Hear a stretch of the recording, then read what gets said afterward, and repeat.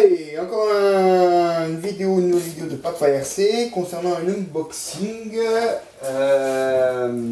d'une petite bête que j'ai voulu tester parce que je trouvais ça joli, je trouvais ça beau, je trouvais ça techniquement sympathique. Donc je me suis commandé une petite F1 1 dixième. Alors commandé, vous connaissez, j'achète pas grand chose en neuf, faut être clair. Donc j'ai vu sur le bon coin une ancienne, une vieille, hein, qui a le modèle maintenant après près de 10 ans, un peu moins, il y a 8-9 ans. C'est une Sakura F109 1 dixième. Donc monsieur pour faire des heureux, qui est quasi neuve. Donc on va regarder ça de plus près. Moi je suis vachement intrigué pour voir comment ça fonctionne, cette petite histoire.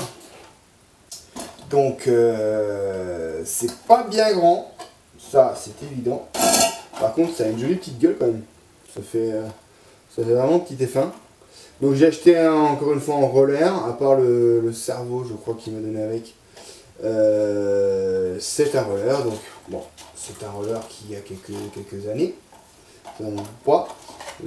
Ça fait longtemps que n'a pas été utilisé, c'est sûr, mais surtout regardez, le châssis est quasiment neuf, donc c'était quasiment quelque chose qu'il utilisait pour faire joli sur la penderie ou dans le garage.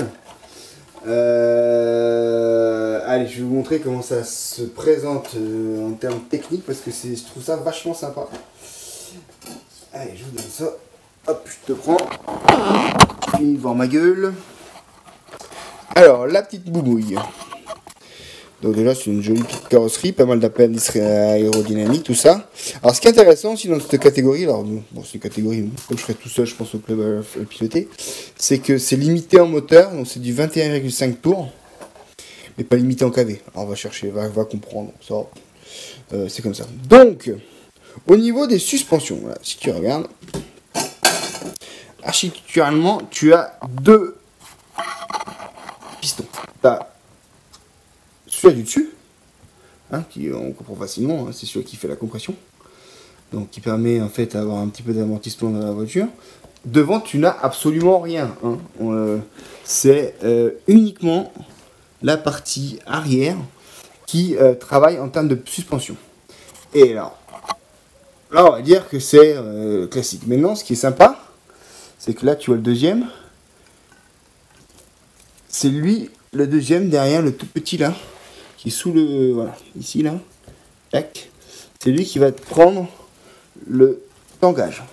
Donc là, si tu regardes, c'est lui qui va travailler en termes de directivité et d'effort dans les virages. Donc ça permet à la voiture de travailler comme ça, de manière assez sympathique. Donc voilà, en termes d'architecture, alors c'est quand même assez basique à part ça, hein. Donc, tu as donc tes bons pneus. Alors si c'est des pneus mousse, il existe des pneus gomme. Alors tu as droit au traitement, je crois, ou pas d'ailleurs, je sais plus. Voilà. Donc il m'a donné aussi un cerveau, alors je sais pas ce que c'est, un SACU. Bon, SACI, hein, voilà. Là-dedans, ça a l'air plutôt simple. Voyons voir un peu le... D'accord.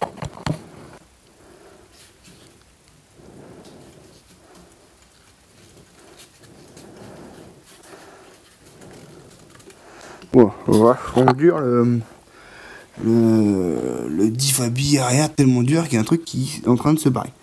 Donc ça par contre il va falloir que je regarde, parce que tu vois que le diff derrière là, il est plus très conforme, on va dire ça comme ça. Sinon, bah écoute, ça m'a l'air plutôt sympa. Faut juste que je règle cette histoire de Diffabi là, parce qu'il y a un truc qui me plaît pas. Il faut que je démonte ça. Voilà, c'est un châssis, alors non pas en fibre de carbone, enfin si c'est des fibres de carbone, mais c'est pas du tissu de fibre de carbone, c'est ce qu'on appelle du FRP, donc c'est que de la fibre unidirectionnelle qui est en fait collée dans une matrice époxy et qui est découpée. Donc c'est des fils, voilà. Alors que dans les tissus, tu as quand même un maillage et un tissu, une forme de tissu en tout cas qui permet en fait d'avoir des caractéristiques mécaniques intéressantes. Donc là tu as la version FRP, on va dire basique du kit. Alors moi j'ai payé ça pas très cher vu que c'est un vieux kit, mais pour essayer j'ai payé ça 85 €. Pour essayer ça me paraissait pas mal aussi c'est là. Donc voilà, là tu vas avoir ton moteur, ici ton récepteur, ton variateur. Alors en parlant de variateur, est-ce que celui-là pourrait rentrer? Non mon cher, c'est bien trop gros, donc il faut que je trouve quelque chose de plus petit. Donc je vais peut-être avoir un 80 ampères dans pas longtemps, donc je vais essayer de faire l'implantation là-dessus. Mais en tout cas, c'est mini tout plein je trouve. C'est mini tout plein. Je pense qu'en ayant vu quelques petites vidéos, ça envoie quand même du pâté. Ça tient la route, pour peu que tu as les bons pneus au bon moment. Mais ça c'est le 1/10. Hein. Enfin, on va dire que globalement c'est la voiture RC. Donc voilà. Allez, à plus pour de nouvelles aventures. Ciao. Allez. Montage de la F109 terminé. Donc j'ai mis de l'électronique, on va dire, d'un bon rapport qualité-prix, c'est-à-dire un moteur Trackstar, donc Turgini Hobby King en fait, 21,5 tours. Pourquoi 21,5 tours? Parce que c'est une des catégories qui limite en fait le nombre de tours des moteurs brushless pour la catégorie 1/10 F1. Donc ça coûte une trentaine d'euros. Ensuite je suis passé sur un Quick Run 120 Sensored, donc le moteur étant aussi Sensored. Donc voilà, acheté sur RC Mart. Ensuite j'ai pris un bon petit Servo JX bien rapide comme il faut, donc c'est le 6208, donc il fait une dizaine de 8 kg je crois, mais très rapide. Donc tout ça se monte très bien. Et puis une lipo VS Line de 7200, tout ça taille standard. Il n'y a pas de souci, il n'y a pas de jeu. J'ai dû légèrement recouper les trous pour faire sortir les câbles de lipo là. Donc à part ça, le montage fut relativement simple. Juste très attentif sur le pignon moteur, en fait c'est du 64 dp. Donc là je suis passé pour avoir un ratio de 3, c'est ce qui a priori ce qui se fait entre 3 et 4. Donc là il y a 95 dents et donc j'ai pris un 33. Voilà, histoire d'un peu de voir comment ça va donner. Donc on va aller vite faire un petit tour rapide dès que c'est possible dans la rue pour voir un peu comment ça sort. Bon après c'est du EDS, hein, je me doute que ça va pas non plus envoyer à 90 km/h. Mais la mécanique elle est simple, elle est belle, il y a des petits amortissements devant. Il y a le basculement du pod arrière comme ça.